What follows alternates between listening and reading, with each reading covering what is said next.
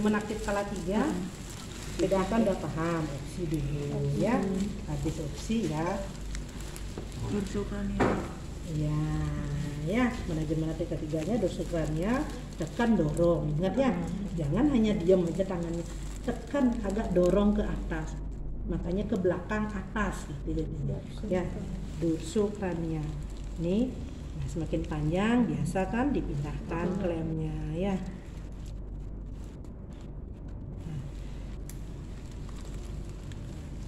Nih, ya.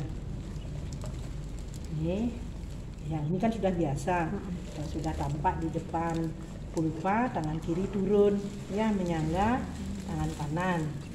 Nah, menutup, ingat jangan sampai ada, ya jangan salah melipat ya, jangan begini ke arah maternal, ya sehingga kotiledonnya, selaputnya, ya tidak ada yang lepas.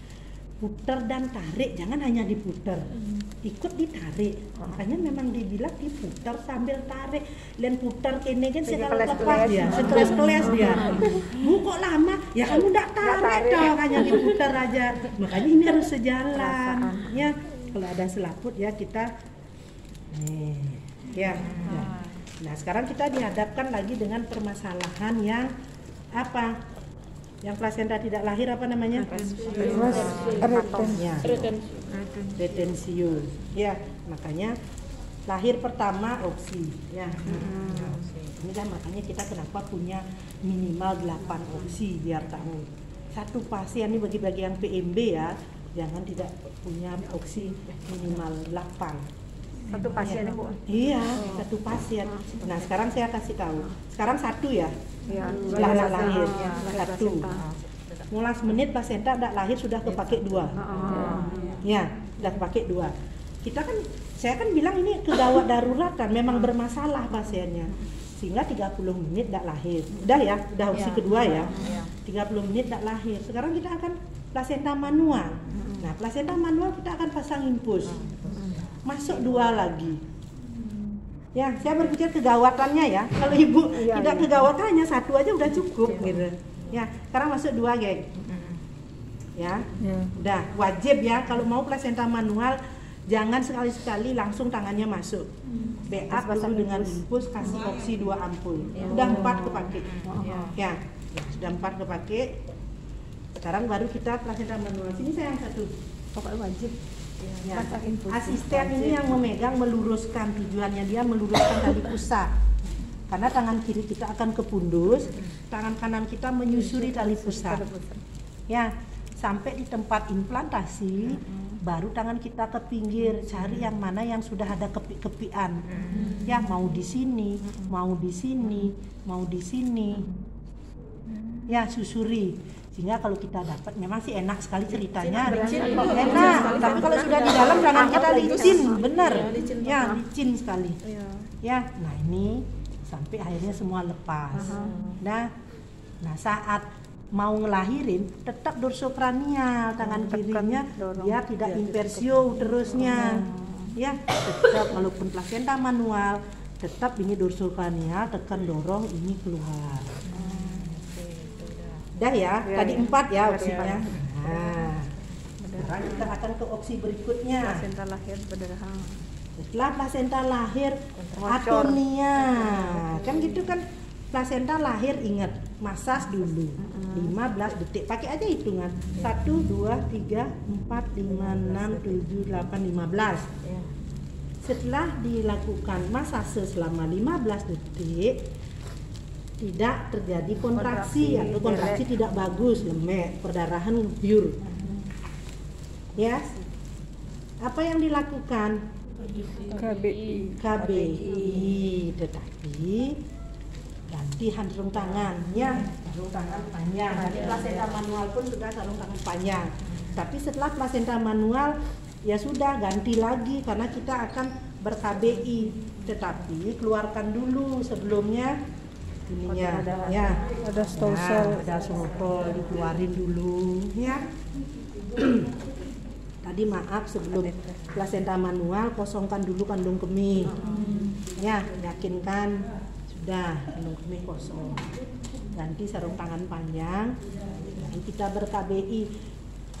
Ini saya apa namanya?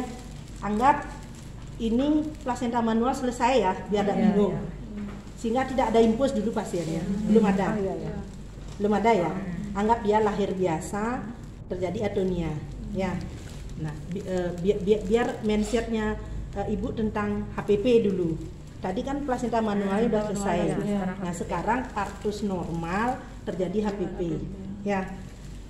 Terus kita akan ber-KBI. Tadi sudah keluarkan kandung kemih sudah, ya. Masuk seperti meninjukan. Awalnya tetap obstetri, Bu. Tangan masuk tuh tetap obstetri. Sampai di dalam baru dikepal. Tuh, jangan dari awal sudah dikepal. Sakit pasiennya ya. Di purnik anterior, ini namanya purnik anterior ya. Ini purnik anterior di sini. Ini begini. Ini nah ada kan atonia, ini terus pasti tidak teraba kan begini dia, geng. Makanya seperti tangan kiri dan kanan seperti bertemu. Ya, akan begini tangan kita selama 5 menit. Sudah 5 menit. Ya, makanya jam itu selalu ada di depan kita. Ya. Kalau ke samping sedikit ya noleh ke samping, ya enggak boleh di belakang jamnya. Terus itu kita evaluasi. Ternyata tidak berhasil. Artinya ini uterus belum berkontraksi. Ya. Ini masih perdarahan.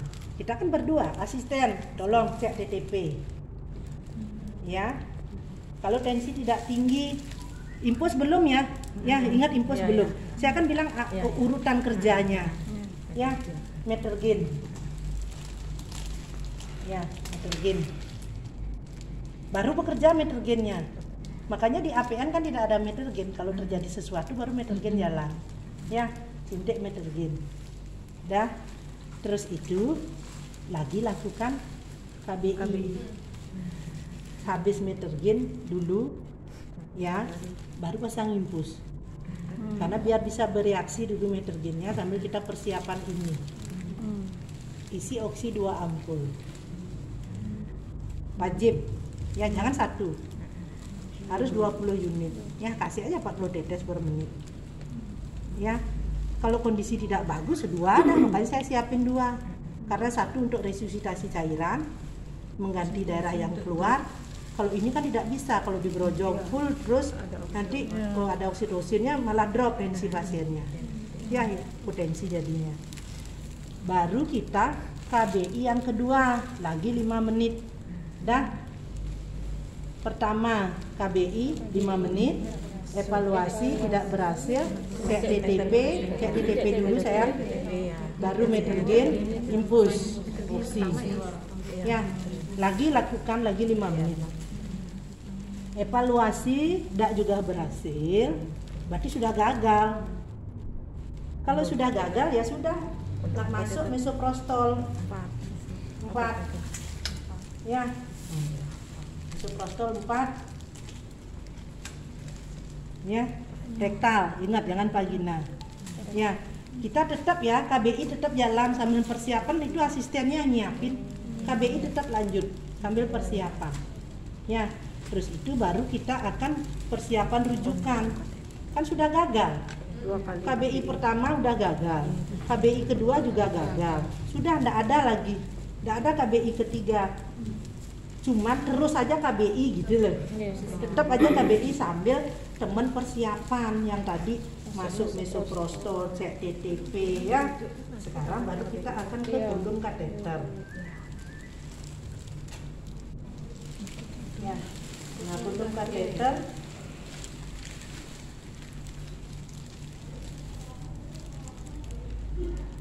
makanya kita kenapa saya bilang ini harus selang impusnya 3 ya, karena 2 sudah kita pakai ini impusnya kan sudah 2 lain dia, yang satu isi oksi, yang satu cairan saja ya. Satu underpad kalau penuh darah pasiennya underpadnya itu 1000 loh guys. Nah apalagi sekarang kalau ada tanda-tanda ini, tanda-tanda shock pada pasiennya, ada nadi cepat kan gitu, tensi turun, apalagi sampai waham gitu pasiennya sudah pasti kehilangan darahnya itu setengah dari darah di tubuh kita kan 5.000 ya, 5.000 setengah berarti 2.500 sudah hilang ininya ya. Tolong dibantu ya, yang licin dia ya.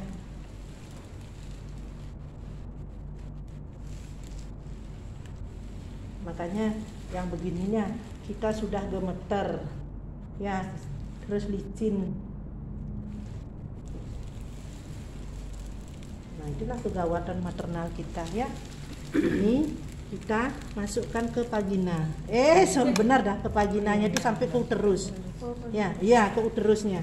Saya akan ganti ini anggap uterus ya, ini masuk ya. Makanya kenapa dibilang kondom kateter, karena kan berupa kondom ya. Nah sekarang kita masukkan cairan. Nah ini yang isi ya Bu. oh enggak, sorry, yang enggak isi. Gen besek kayak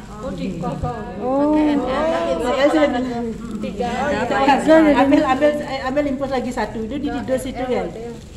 Apa aja boleh, yang penting impus. Nah ini kan tadi satu line, ini kosong sayang ya. Ingat dulu konsepnya dulu, ini kosong ya. Nah ini yang di sisi ini kosong, yang ini oksi ya. Ya buka sayang. Yang itu oksi iya. Nah ini yang kosong ini iya, sambil merujuk ini kondom kateter ya. Makanya saya bilang minimal punya 3 ininya selang infusnya ya. Nah anggap karena ini sudah masuk, ini anggap saya isi oksi ya. Nah ini untuk kateternya. Berarti 3 infus ya Bu ya? Iya 3 sayang. Satu untuk oksi, makanya kenapa saya bilang minimal harus punya 5 cairan infus. Nah ini kan telah ada gerojo. Nah ini akan pakai kondom kateter. Ini untuk oksinya. Belum lagi perjalanan jauh apa dekat. Karena selama 1 jam perjalanan itu harus habis satu. Ibu ada mengganti. Kalau udah 1 jam perjalanan harus ada habis itu satu gitu ini ya. Patokannya ya untuk resusitasi cairannya. Nah ini sekarang.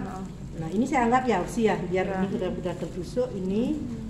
Nah ini di teorinya ya minimal 250 atau 350 minimal ya. Nah maksimalnya dari dokter Dedek sih bilang sampai 1.000. Mungkin ya beliau pernah mencoba, tapi umumnya sih 500 gratis. Sekarang kita evaluasi, masih tidak merembes darah dari dalam. Kalau masih merembes, evaluasi pemasangannya benar tidak. Dan juga berarti masih kurang cairan, ganti lagi kita dengan cairan infus, nambah ya dari 500 kalau masih ada perembesan. Kan tujuannya dia kan, nah dia kan mengikuti ini ya, kondom kateter ini dia akan mengikuti rahim dia, mobile dia di dalam, menekan ke seluruh dinding kan gitu tujuannya, mengganti tangan kita KBE saat merujuk. Itu. Nah ini kalau sudah penuh, sekarang kita klem ini ya, ini diklem, ini dicabut ya, ini dicabut. Terus itu kita pasang tampon biar dia tidak jebol. Ini pasang tampon biar tidak jebol. Ini di fiksasi tuh ya. Terus itu kita pasang ini lagi. Nih kateter lagi satu untuk jalan cairan. Ya tidak boleh tidak. Makanya ibu di rumah emergensinya poli kateter punya 2. Ini satu nggak apa-apa karena kan untuk nampung ini aja. Karena ini untuk balon kateter 1. Ya, selang infus saya bilang sudah minimal 3. Ya, kalau yang untuk ini boleh infus set, tapi kalau untuk cairan harus blood set. Ya, nah ukuran ini juga boket ya minimal 18, jangan pakai 20. Dua-dua, apalagi itu untuk bayi. Sama aja resusitasi cairan tidak masuk ibu.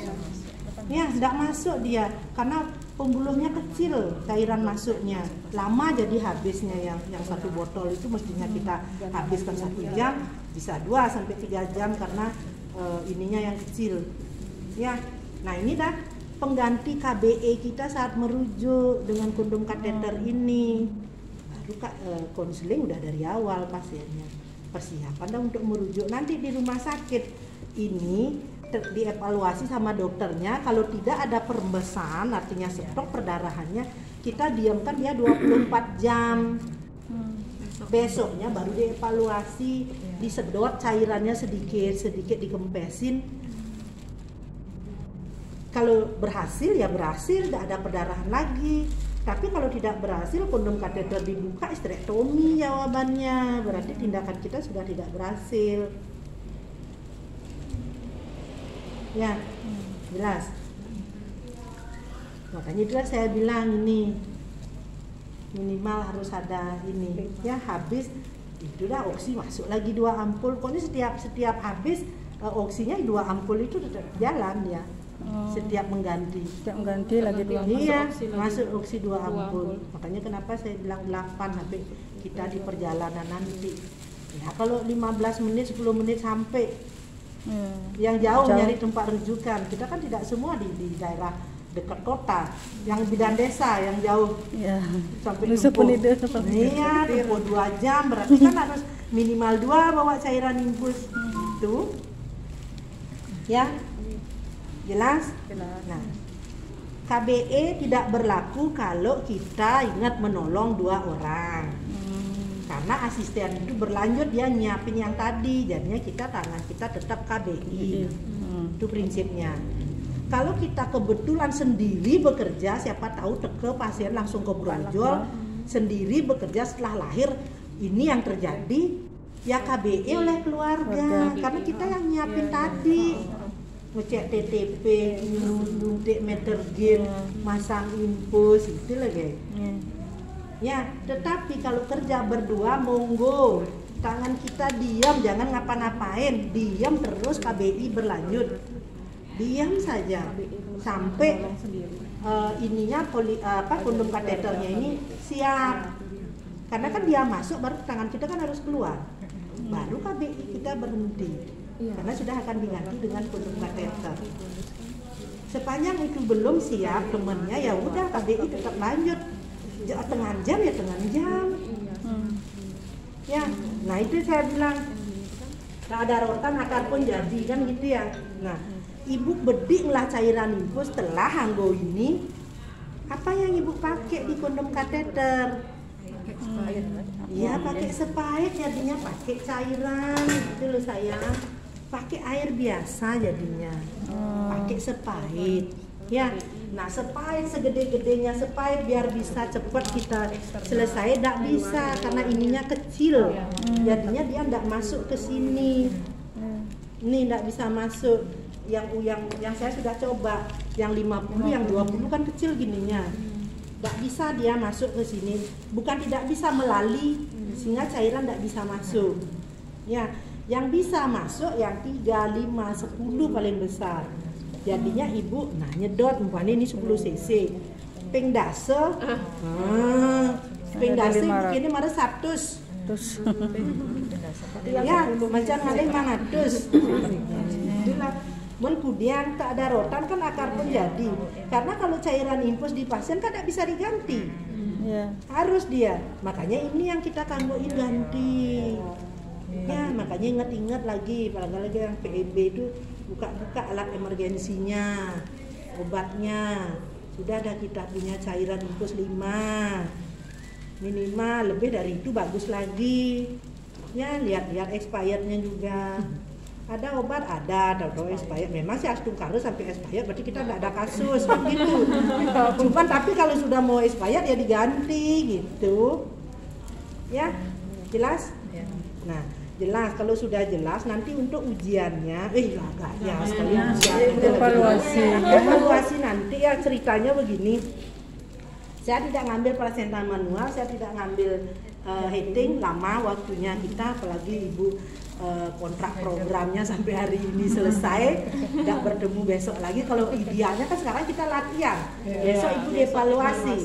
Tapi karena kesepakatan ibu dengan Bu Sinta sekarang selesai, nah nanti begini saja, datang pasien setelah plasenta lahir, itu aja ceritanya ya.